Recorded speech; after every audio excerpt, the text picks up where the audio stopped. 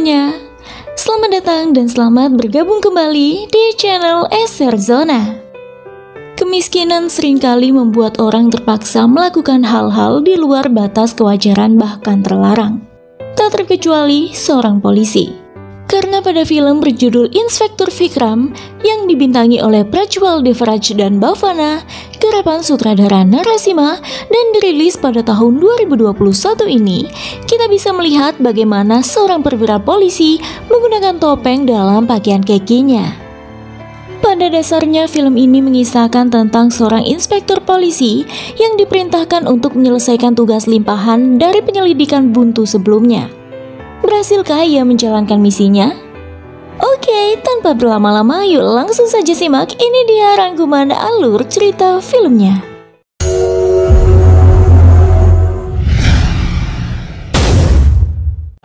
Hujan deras membasahi wilayah Karnataka dan sekitarnya.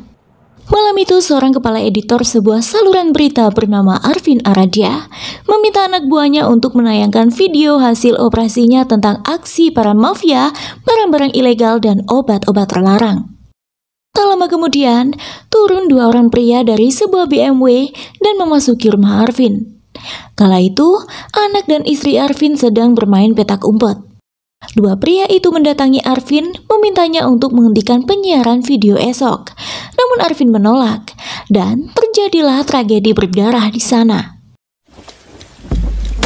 3 letupan peluru terdengar beruntun. Sekeluarga itu pun dipastikan tewas. Setelah itu, pria memakai doti tersebut meminta sang anak buah yang dipanggilnya Gabriel untuk menghapus semua bukti hingga tak tersisa. Sementara pria itu memeriksa laptop Arvind dan pergi.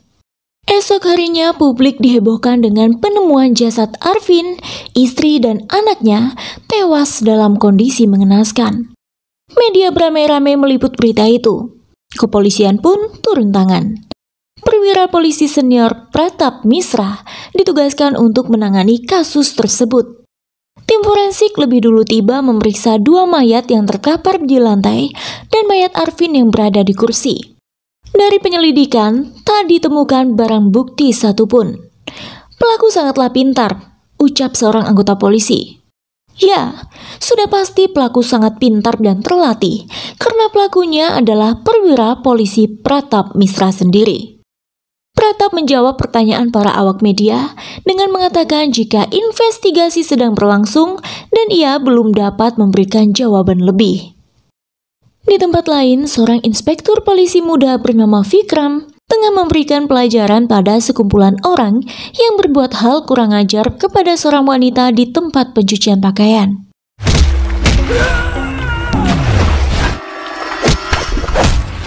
Vikram terkenal sebagai inspektur polisi muda yang energik, periang dan jujur, namun kejam dalam bertugas. Ia tak segan menindak para pelaku kejahatan, tapi tak bosan pula ia berbuat kebaikan kepada orang-orang yang membutuhkan. Setelah 3 hari cuti, Vikram bertemu komisaris dan istrinya di sebuah kafe. Vikram sangat dekat dengan keluarga komisaris sebab sang komisaris adalah sahabat karib mendiang ayahnya. Pada pertemuan itu, sang komisaris memberitahu Vikram jika ia hendak ditugaskan ke Manipal untuk melakukan investigasi obat-obat terlarang. Esok harinya, tibalah Vikram di police station barunya di Manipal. Di sana ia juga bertemu dengan bawahannya, Baswa, dari police station sebelumnya. Kala itu Vikram nampak memeriksa file para penjajah obat-obat terlarang wilayah itu. Usai memeriksa, Vikram menemui kakak, mantan napinya selagi di Bangalore yang ternyata kini masih menjalani profesi serupa. Bersama Baswa, Vikram mendatangi kakak. Pria tua itu menjaga sebuah kedai, namun profesi sampingannya tak luput dari pantauan Inspektur Vikram. Tepat saat itu seorang pemuda mengantar surat kabar di mana terpampang gambar seorang aktivis sosial bernama Johnny. Belum sempat melanjutkan ceritanya, seorang pemuda mendatangi kedai kakak. Kemudian datang seorang lagi. Ketika 2 pria itu pergi, barulah Vikram menginterogasi kakak. 2 pemuda itu membawa motor yang sama. Pemuda satu meletakkan kunci motornya di atas toples di kedai kakak, sembari menyebutkan 2 istilah. Selanjutnya pemuda kedua yang datang membawa tas dan ditaruhnya di atas motor meletakkan kunci motornya di samping pemuda satu, di mana pemuda satu itu langsung mengambilnya dan pergi beserta tas dan motor pemuda dua. Sementara dua istilah yang disebut pemuda satu adalah kode untuk obat-obat terlarang.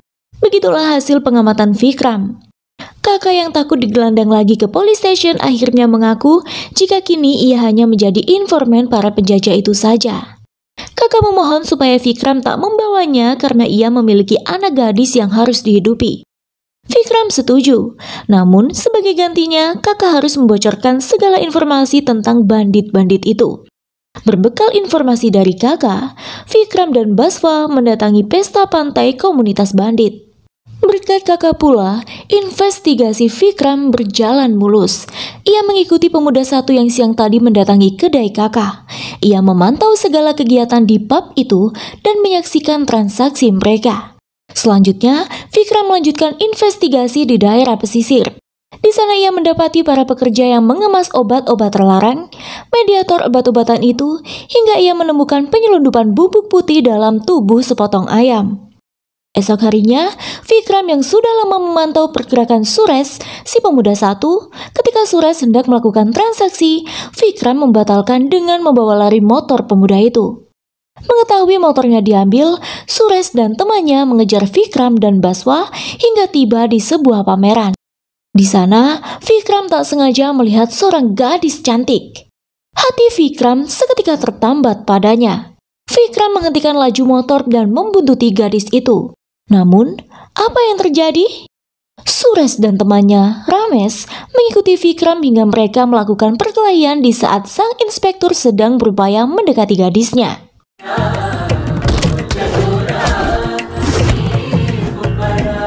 Pukulan demi pukulan mereka layangkan, namun Vikram berhasil menghindar bahkan membalas pukulan mereka.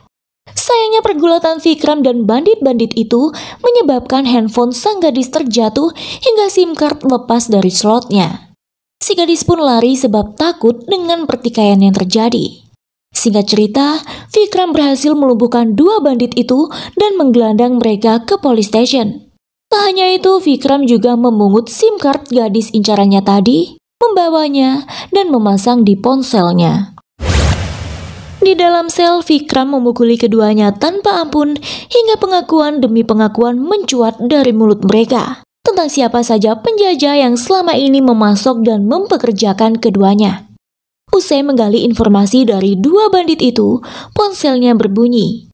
Sebuah panggilan dari gadis pemilik SIM card itu. Bukan main senangnya Vikram.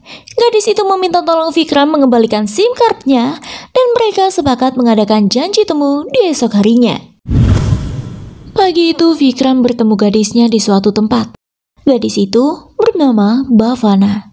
Alih-alih berterima kasih kepada Vikram, Bhavana berucap ketus supaya Vikram segera mengembalikan SIM cardnya. Vikram tak tersinggung, ia justru sedikit menggoda Bhavana dan tak segan menyatakan cintanya, tapi gadis itu memilih melenggang meninggalkannya. Selain menjalankan tugas sebagai inspektur, hari-hari Vikram juga tak lepas dari memantau Bhavana. Inspektur muda itu mengikuti kemanapun Bhavana pergi sampai-sampai Bhavana merasa terusik dibuatnya. Di kantor pusat Departemen Kepolisian, melalui komisaris, Pratap mengucapkan selamat atas pencapaian Vikram selama di Manipal. Dengan penuh rasa malu juga ia memohon maaf kepada komisaris sebab belum jua menemukan petunjuk dari kasus pembunuhan Arvind sekeluarga. Sementara itu, di tempat lain, Vikram masih saja berupaya mendapatkan hati Bhavana, namun gadis itu selalu mengabaikannya. Percakapan keduanya terhenti sebab Vikram mendapat telepon dari kakak jika targetnya hendak mengadakan pertemuan dengan partner bisnisnya di suatu tempat. Setelah diintai, ternyata bos bandar obat-obat terlarang selama ini adalah si aktivis sosial Johnny. Dan parahnya lagi, Johnny memiliki asisten pribadi bernama Mona yang mirip sekali dengan Bhavana. Vikram terkejut, nyaris tak percaya. Selama ini ia terperdaya cinta. Bahkan Vikram menyaksikan pembunuhan yang dilakukan Johnny sebab terjadi selisih pendapat di antara mereka. Dari pertemuan para bandit siang itu, Vikram mendapat informasi jika mereka hendak melakukan pertemuan kembali dengan pimpinan partner bisnisnya.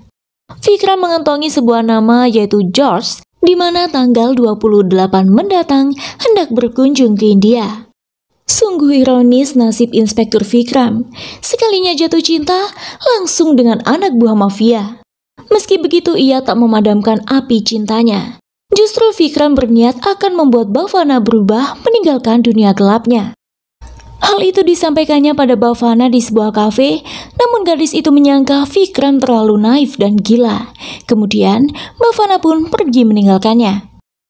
Sementara itu kerajaan bisnis mafia Johnny terancam runtuh akibat libasan Inspektur Vikram.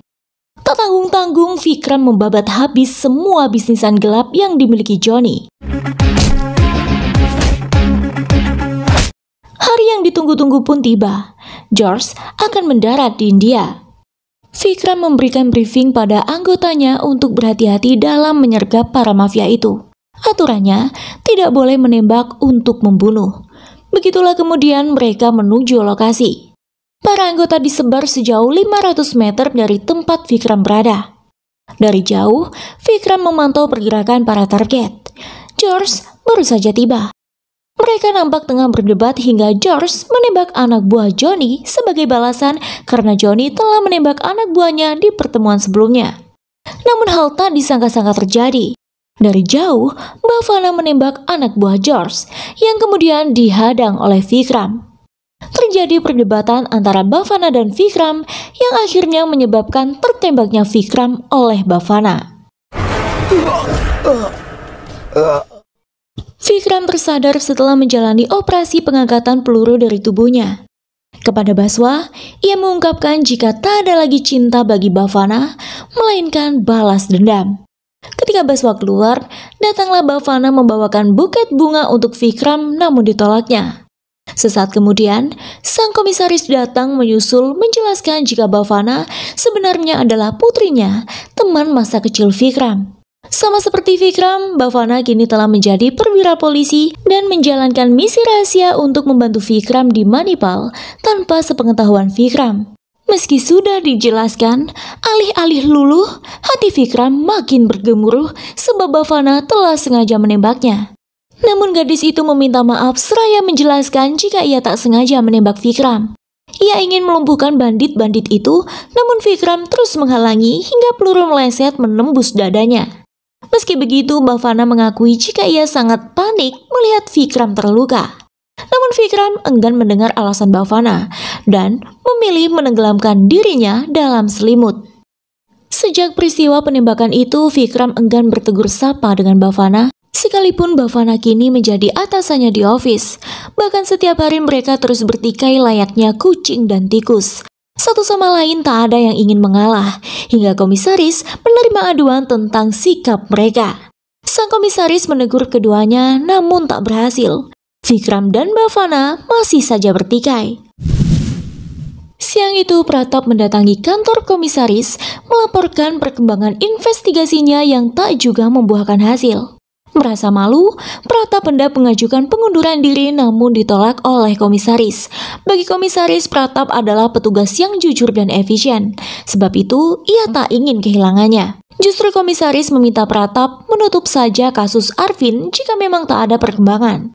Tapi sesaat kemudian, komisaris mendapat telepon dari menteri partai yang berkuasa untuk melanjutkan penyidikan kasus Arvin sebab kasus tersebut telah menyita perhatian publik dan dengan pertimbangan bahwa sebentar lagi pemilu akan diadakan. Atas desakan itu, akhirnya kasus dilimpahkan kepada Vikram dan Bhavana untuk melanjutkan penyelidikan. Malam itu hujan kembali mengguyur kota. Vikram terbangun dari tempat tidurnya karena merasa ada yang tak beres. Lampu rumah tiba-tiba padam. Ia berjalan memeriksa sekitar dengan senter. Musik terputar dengan sendirinya. Tak ada siapa-siapa. Namun Vikram tak tahu jika ada sosok lain yang mengintai di rumahnya. Sosok gadis kecil membawa boneka. Hal serupa kembali terjadi di malam selanjutnya. Namun kali ini Vikram melihat jelas sosok gadis kecil itu mendekatinya dan membuat Vikram jatuh pingsan. Ia tersadar ketika Baswa, Bhavana dan satu lagi temannya datang. Vikram menceritakan bagaimana ia melihat sosok gadis kecil itu namun Bhavana tak mempercayainya. Esok harinya saat memeriksa file kasus Arvin, tiba-tiba Vikram melonjak dari kursinya. Bersama Bhavana, ia kembali mendatangi rumahnya dan menemukan gadis kecil itu bersembunyi di kolong meja. Gadis itu adalah anak kedua Arvin, Ankita. Ia dan penjaga rumah bernama Rajappa tak ditemukan di TKP kala itu. Vikram menduga keduanya telah berhasil menyelamatkan diri dari pembunuh, lalu Rajappa yang mengantar Ankita ke rumahnya. Di waktu yang sama, Pratap menelpon Vikram memberitahu jika sebenarnya komisaris berniat menutup kasus Arvin karena tak ada bukti yang ditemukan. Namun Vikram menjawab dengan tenang jika ia dan Bhavana telah menemukan satu petunjuk, yaitu anak kedua Arvin, Ankita. Tentu saja berita itu adalah ancaman bagi Pratap karena Ankita bisa kapan saja menceritakan kebenaran yang mungkin dilihatnya. Sebab itulah Pratap meminta anak buahnya untuk menculik Ankita. Dalam perjalanan ke rumah sakit hendak mengantar Ankita, tiba-tiba seorang pengendara motor menabrak mobil Vikram. Setelah berhasil mengalihkan perhatian Vikram dan Bhavana, pria itu menculik Ankita, membawanya ke sebuah gudang bis tua. Di sanalah pecah pertarungan antara Vikram dan anak buah Pratap.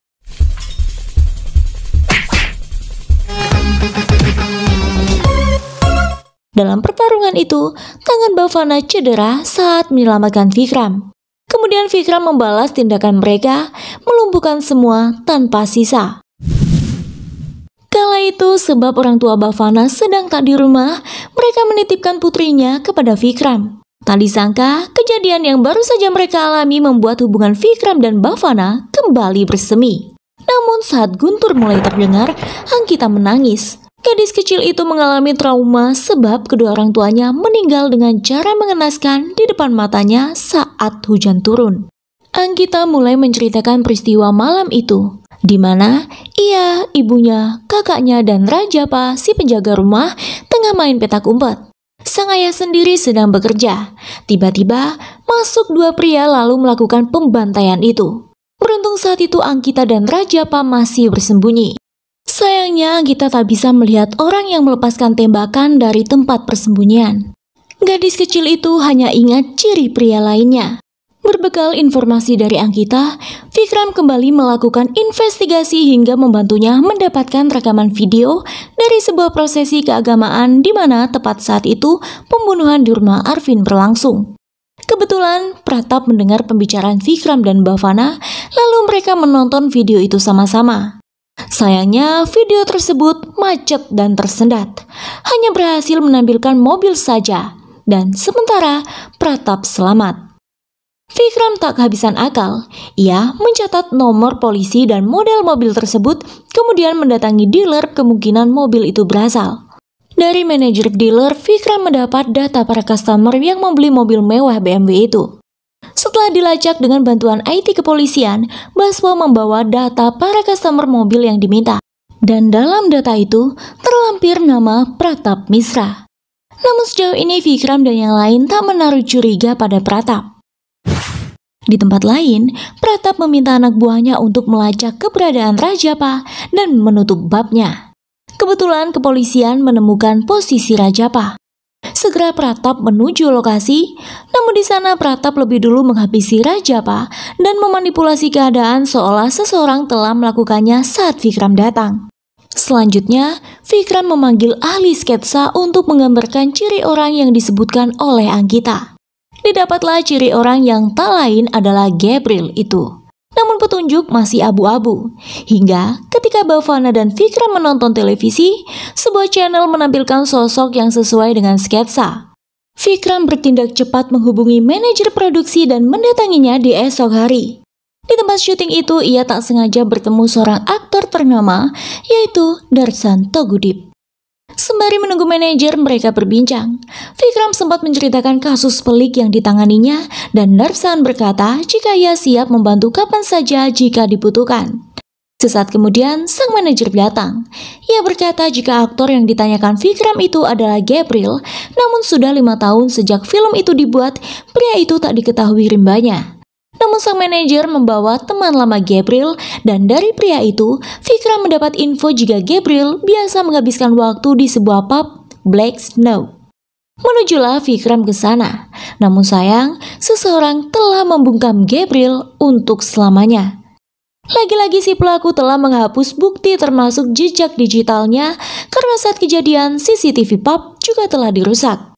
Beruntung dalam penyelidikan, Baswa menemukan sebuah tiket parkir dari sebuah mall di dompet Gabriel.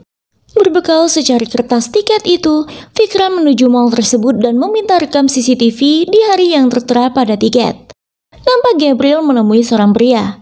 Dari situ, Vikram mulai meminta Pawan, tim IT-nya untuk melacak dua nomor yang terhubung dengan Gabriel dan pria itu pada hari mereka bertemu. Di waktu yang sama, Pratap meminta Bhavana menunjukkan file-file para penjajah narkoba.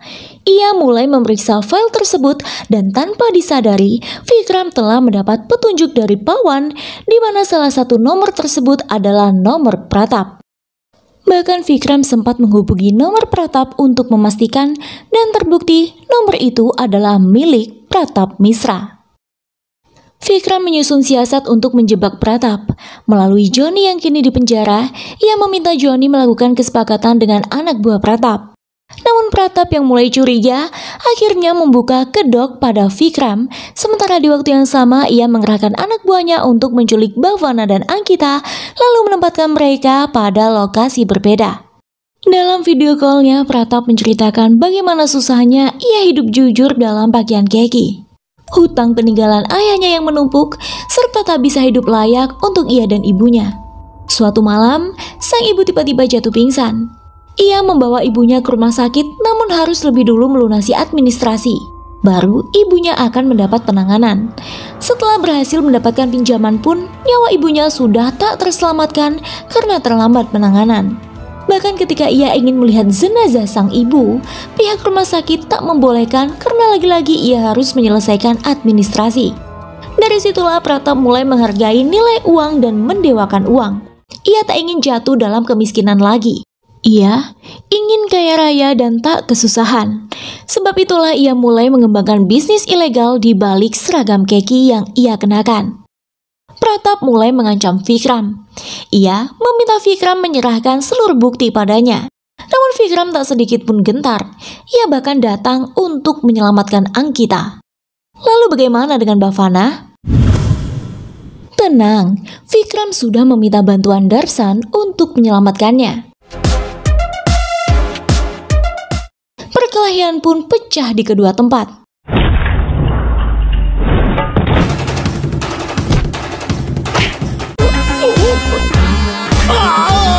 Tak lama kemudian, polisi tiba meringkus Pratap.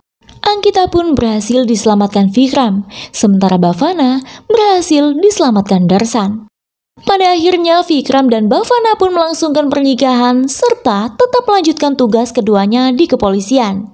Dan film pun selesai.